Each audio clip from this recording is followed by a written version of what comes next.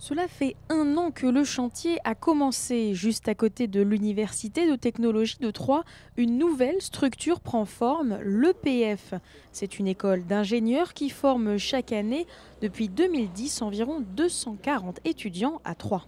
Donc ce sont des étudiants qui sont là 5 ans avec nous. Pendant une bonne partie de leur cursus, ils vont aborder des thématiques et des enseignements, construire des compétences qui sont absolument identiques.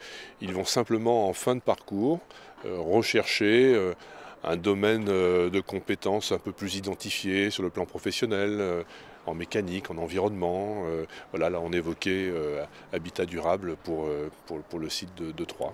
Une spécialisation cohérente si l'on regarde le bâtiment de l'EPF. Il correspond à la norme BBC, bâtiment basse consommation. 200 mètres carrés de panneaux photovoltaïques sur le toit, la récupération des eaux de pluie pour les sanitaires ou encore un système de ventilation naturelle. Ce projet a en partie été choisi pour sa démarche écologique et économique. On a un côté environnemental avec des puits canadiens, une isolation très renforcée et un mur à ossature bois. Ce qu'on a voulu aussi, c'est le carré, ça permet d'être compact. Et du coup, quand on est compact, on n'utilise pas beaucoup de surface au sol, donc la pluie s'évacue naturellement. Et en termes de ventilation, de chauffage, c'est vraiment le fait d'être compact, c'est plus économe. Et donc l'économie va aussi avec le développement durable.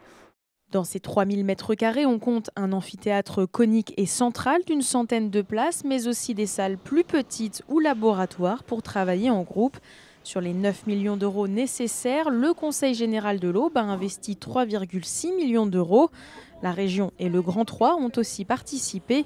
Pour le département, développer l'EPF est aussi l'occasion d'attirer et former de plus en plus de doctorants.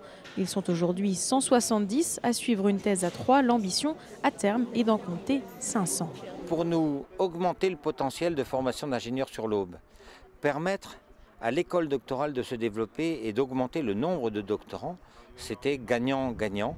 Plus l'école doctorale sera forte, plus ça aura d'impact au niveau international et local. Dans un premier temps, ce bâtiment accueillera les étudiants ingénieurs de l'EPF jusqu'à Bac+5. Le chantier doit être terminé fin septembre prochain.